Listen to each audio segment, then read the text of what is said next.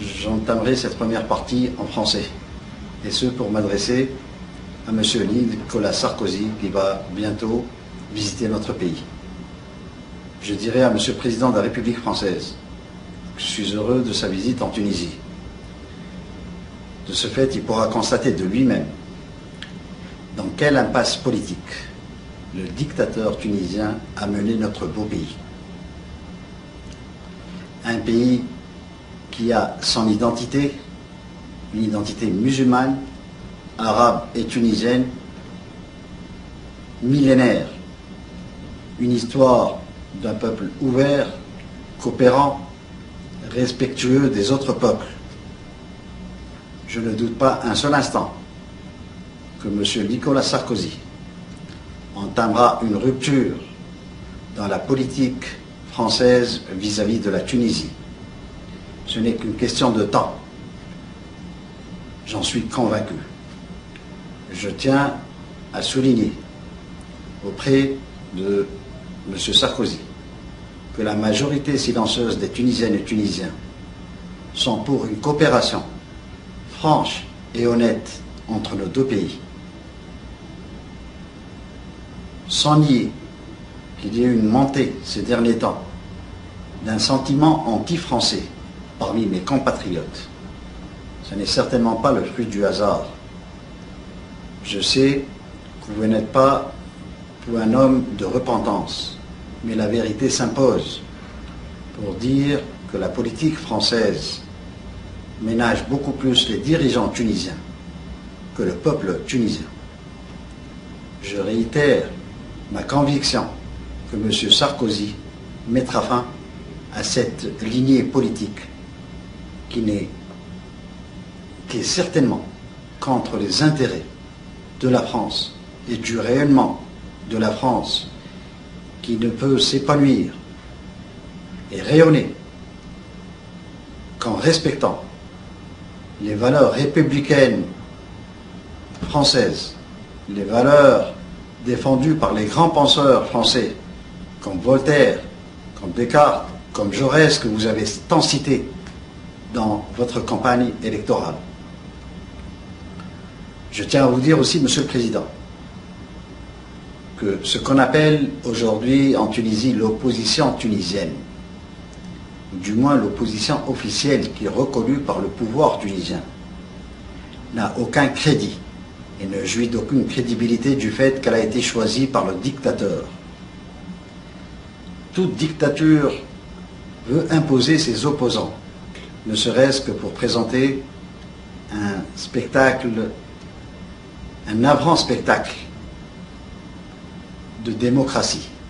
Et je considère les opposants officiels à Ben Ali comme de piètres clowns sous un chapiteau démocratique que Ben Ali veut exposer à la vue de la communauté internationale.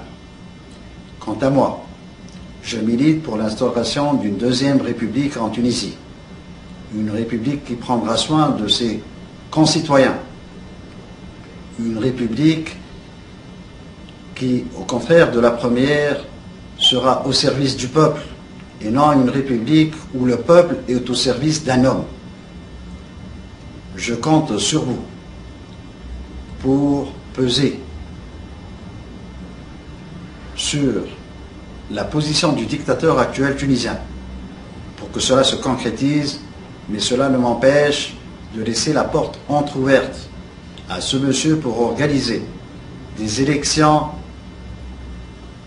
présidentielles en Tunisie, sous l'égide de la communauté internationale, vu qu'il a perdu toute crédibilité en organisant des élections successives et répétitives falsifiées, pour que les Tunisiens puissent s'exprimer librement. Et je ne doute pas que mes compatriotes feront la promotion de la coopération avec la France par choix et par, non seulement par proximité géographique, mais par tempérament aussi. Les Tunisiennes et Tunisiens forment un peuple ouvert. C'est des commerçants. C'est un peuple pacifique. éduquée, où la femme est la seule dans le monde arabe qui jouit de ses droits et qui exerce ses droits dans la société civile. Je tiens à vous dire aussi, Monsieur le Président, que certains milieux nous vantent continuellement la coopération franco-tunisienne. Quant à nous, peuple tunisien, nous ne percevons nullement les fruits de cette coopération. Comme vous le savez, en tant que président de la République française, et encore plus en tant qu'ex-ministre de l'Intérieur de la France, que les bienfaits de cette coopération sont accaparés par une poignée des proches du président de la République en Tunisie. Les Tunisiennes et Tunisiens qui vivent depuis le 6 novembre 1987 sous une éclipse solaire, parce que le soleil ne s'est pas levé depuis le 7 novembre 1987 sur la Tunisie. Ça fait 20 ans que ça dure. Les Tunisiens sont à bout de souffle. Mais ils sont décidés à en finir avec ce régime totalitaire, moyenâgeux, qui ne respecte aucun droit. J'espère que la France nous accompagnera dans cette lutte pour la libération du peuple tunisien, qu'elle ne ratera pas le coche de cette histoire et qu'elle assumera ses responsabilités comme puissance mondiale, comme membre permanent du Conseil de sécurité de l'ONU, et ce, pour permettre aux Tunisiennes et Tunisiens d'exercer leur droit, leur premier droit, de s'exprimer en toute liberté. Je sais qu'en France et en Occident en général, il y a une peur réelle que les intégristes prennent le pouvoir s'il y a des élections libres.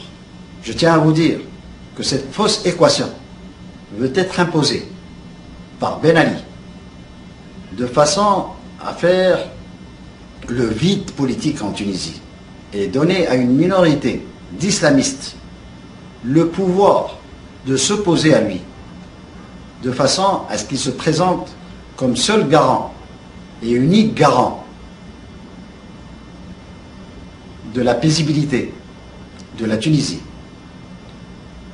Nous sommes un peuple éveillé, nous sommes un peuple qui est conscient de son emplacement stratégique, de la valeur stratégique de la Tunisie par rapport au monde occidental, à l'Europe, à la France et à l'OTAN. Nous refusons d'être pris en tenaille entre un dictateur qui ne fait que pousser tout un peuple vers l'intégrisme et des intégristes qui n'attendent que de cueillir le fruit de la transgression continue de Ben Ali du peuple tunisien. Je ne doute pas un instant de votre sincérité.